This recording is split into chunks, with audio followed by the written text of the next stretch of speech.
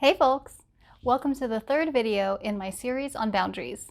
How to handle boundary violations. This is often the hardest part for most people.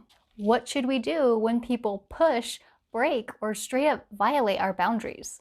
Enforcing boundaries is very intimidating and can be a real struggle for people to follow through. We try so hard in the beginning to make sure that we won't have to enforce them. You took the time to learn about boundaries and put a lot of thought and deliberate effort into communicating them in a way that's authentic to you and respectful to the other person. And they still violated your boundary. It's frustrating.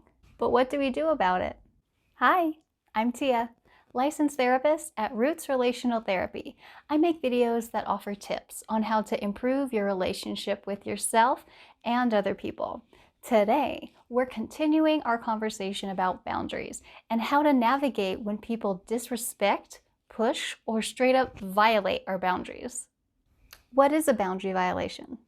Essentially, a boundary violation is when you have laid out what your boundaries are and they're still not honoring that bridge of connection with you.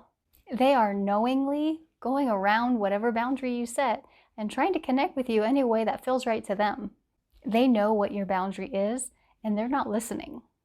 Whether they are gently pushing at your boundary to see if you're going to give in the way that you used to, or they're bulldozing their way towards you, this is not okay and needs to be addressed early and fast. Sometimes all it takes is a gentle reminder of your previous conversation about your boundaries. It may take them some time to relearn how to engage with you and may need some gentle reminding along the way. It's not always malicious. That's best case scenario. Worst case scenario is that they don't care about your wants and your needs. They don't care about your boundaries. They will ignore your boundaries, mock them, and just continue business as usual and expect you to just play along. Nope. Nuh-uh. Hell no. If they don't use your boundary bridge, they lose access to you. Period. We did not go through all of this learning about boundaries and how to apply them for you to lose it now. Hang in there. Enforcing boundaries often just comes down to saying no to anything that doesn't align with what you're okay with. You are not obligated to do anything that you really disagree with or anything that's really uncomfortable to you. But saying no is often a big struggle for people. Me, I love saying no. As a recovering people pleaser myself, I know how hard it is to say no. You just want to be polite and you want to be friendly and you want people to feel comfortable around you, but not at the expense of your own well-being. That's not okay. Trust me, it's hard at first, but once you get the hang of it, you realize that it's really not a big deal. To get you started, here are a few variations of how to say no in ways that shouldn't damage your relationship. If it does harm the relationship, that's a sign that you made a great decision in setting that boundary in the first place. Consider these examples as starting points or sources of inspiration for you to come up with the most appropriate response based on your relationship or current situation. Hey, do you remember our conversation about this before? That boundary still applies, and I'm going to need you to respect it. That's not what we agreed to before. I'm more willing to try this instead. I'm not comfortable with that. If I were to agree to that, I'm concerned that it's going to cause a lot more issues. We used to do things that way, but that doesn't work for me anymore. I wish I could, but I just can't under these circumstances. I don't have the emotional bandwidth for that. I don't think I'm the right person to help with that.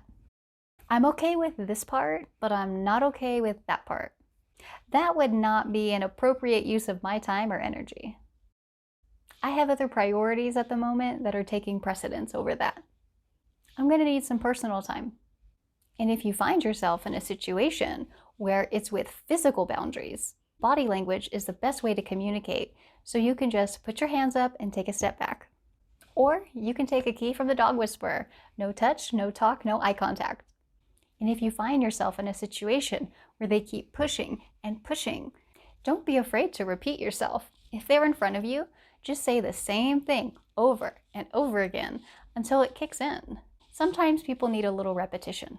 They need to know that we're not going to back down.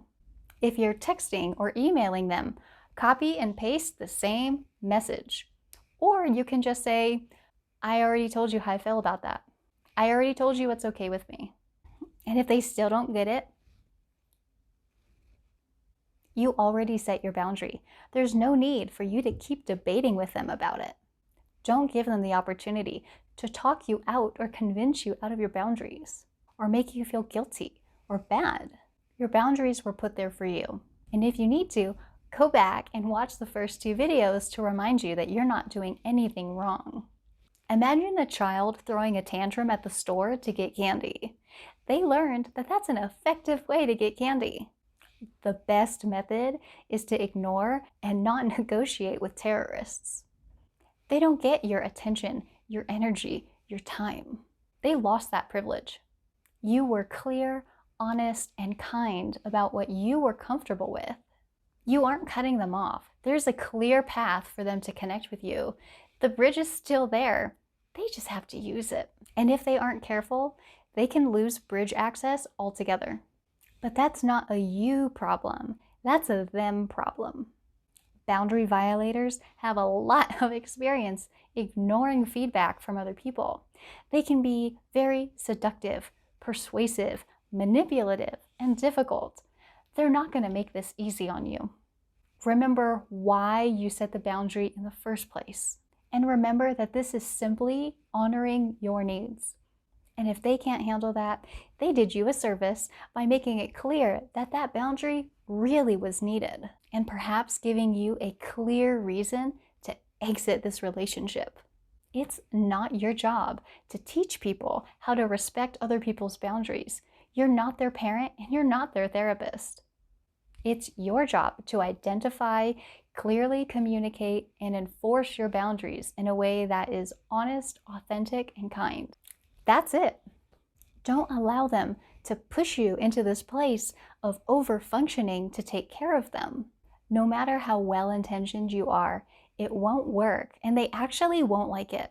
They can handle it. They're big people. They may need to know that they can handle it just as much as you do. I get that it's hard to stand firm and allow people to be uncomfortable when you could just go back to the pre-boundaries normal.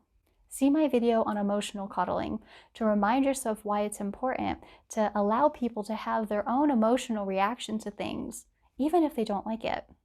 As a therapist, I'm obviously biased towards therapy and believe that most people can benefit from the therapeutic process.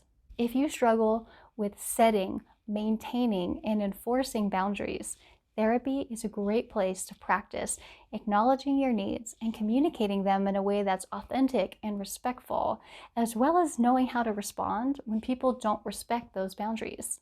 Visit my website at rootsrelationaltherapy.com, where you can schedule a free 15-minute phone consultation with me. If you found this video helpful, click the like button and share it with a friend. If learning tips from a therapist interests you, I highly encourage you to subscribe to this channel because I've got more good stuff for you.